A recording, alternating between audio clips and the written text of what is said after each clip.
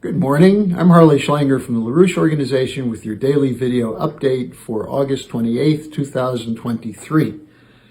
In a rapidly changing world, I want to give you some updates on events that occurred over the weekend which you probably aren't aware of. But let me start by giving a belated birthday greeting to Helga Zepp-LaRouche, the founder and chairwoman of the Schiller Institute. Helga, happy birthday and wishes for many, many more to come. Now, let's move on to the BRICS, which is not an unrelated subject for Helga because she has been very instrumental in making the effort to allow you to know something about what's going on internationally when the media and the corporate oligarchy is trying to hide this from you. But over the last week at the BRICS conference in South Africa, momentous developments occurred, including total refutation of the line that was coming out from governments and the media that it would be a failure, there wouldn't be agreement, that it's not so significant, and so on. Well, what happened is they added 6 nations to the existing total of 5. These included Saudi Arabia, the United Arab Emirates, Iran, Egypt, Ethiopia, and Argentina. These developments were met with either silence, slanders, or lies in the Western media. No surprise, of course, because this overturns the existing unipolar order by showing that the nations of the Global South will no longer submit to neocolonial policies. Now, they're missing the biggest story in the media on purpose. The question I have is kissing the ass of the military-industrial complex and the corporate cartels the only thing taught in journalism schools today? Now let's take a look at what this addition to the BRICS means. Remember, the BRICS are Brazil, Russia, India, China, South Africa, with 6 new nations added. These 11 countries have a total gross domestic product of $59.8 trillion. Compared to the G7, the total GDP is $48.5 trillion. So it's nearly 11 trillion, more than 11 trillion larger GDP. The total debt, the BRICS countries have a total debt of $8.9 trillion. The G7 countries have a total debt of $55.5 trillion. So which alliance is more solvent? Now, additionally, the BRICS now have over half the world's proven oil reserves. Now, the other development from the BRICS conference was the consolidation of the new development bank of the BRICS, headed by former Brazilian President Dilma Rousseff. They made a commitment to increasing their capability to make loans for developing countries. And the idea is that the bank will be run by and for developing countries outside of the control of the City of London and Wall Street. They're going to increase the use of national currencies for trade and investment. And investment will be directed especially towards infrastructure and modernization of infrastructure, especially in Africa.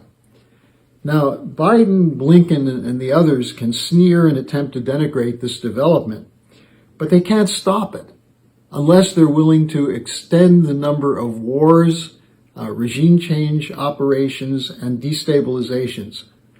And if they try to do that, you might ask them, how is the Ukrainian counteroffensive going?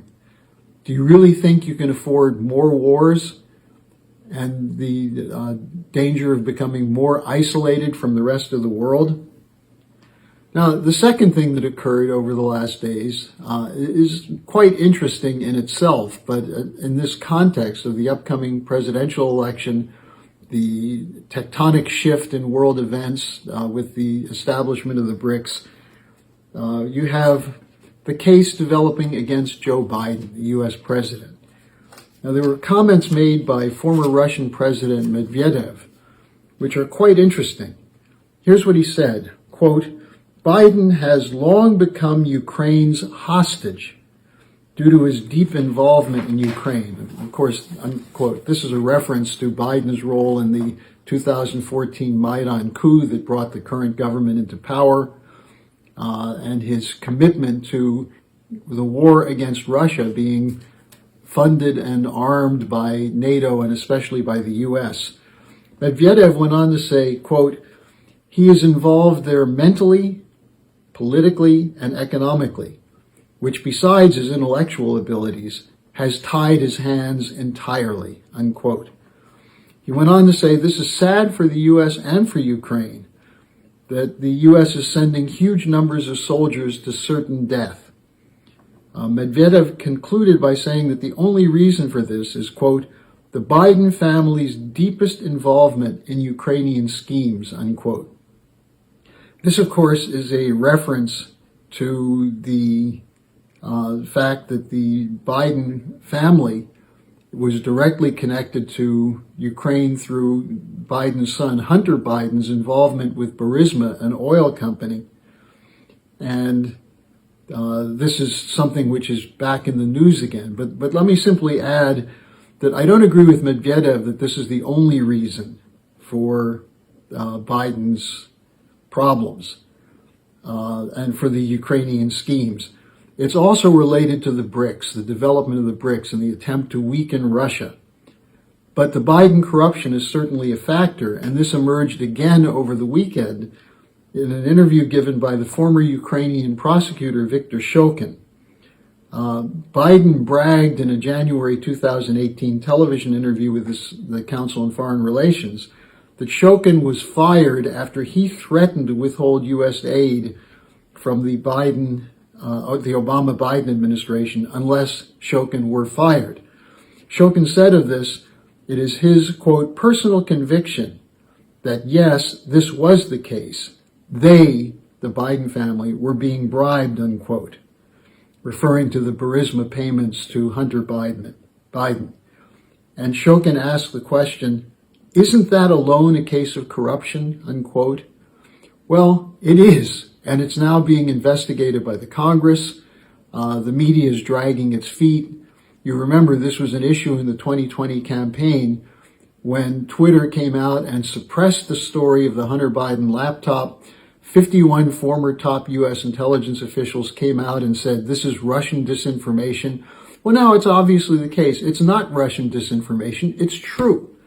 And the question of whether Biden is legitimately committed to, quote, Ukraine's freedom and democracy, unquote, or to cover up his own corruption, that's a question that the Congress and the American voters will have to take up.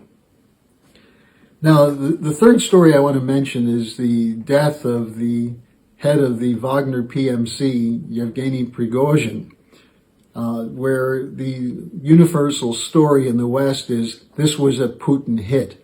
Biden implied it, saying nothing happens in Russia without Putin's involvement. U.S. intelligence initially said there was anti-aircraft fire that brought down the plane. They were forced to come out and admit that there was no evidence of that. That was just a made-up story. But this is typical of the anti-Putin playbook. Anything that happens can be spun as to show that Putin, as a tyrant and a dictator, is a bloodthirsty killer.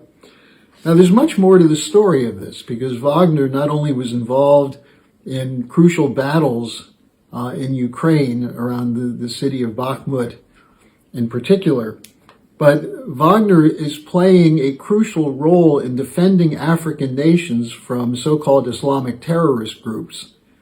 And the Wagner role in Africa has been critical. And we see it now coming to a head where the anti-French sentiment in French West Africa has emerged, with the latest being the coup in Niger, the threats to send in military forces to overturn the coup. Well, the coup is an expression of Nigerians' military rejecting the role of the West in its so-called counter-terror efforts. And not only that, but it's unfair trade practices, it's looting, it's predatory looting of the resources of Niger.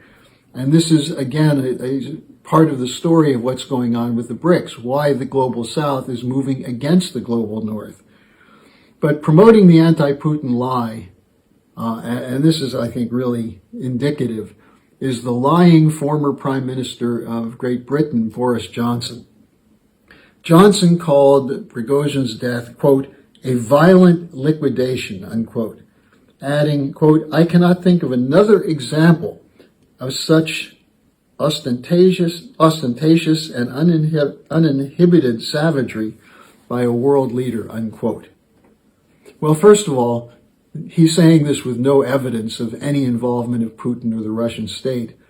But obviously, he's forgotten the routine practice of assassinations carried out by British special forces and other countries' special forces trained by the British, particularly in Africa, where there's a whole history of assassinations of leaders who oppose the colonial policies of the European powers. Now, you can check out a report on this by the UK column's Mike Robinson, who spoke at our Saturday Manhattan Project meeting, and it's linked below, beginning at 36 minutes in the tape. So here we are in a situation where we face the potential for a new beginning of mankind based on cooperation, not based on geopolitical division. And the problem is you're not being told about it. So help us get the story out. Circulate the appeal from Helga Zepp-LaRouche that the global north must join with the BRICS, and keep pushing the truth.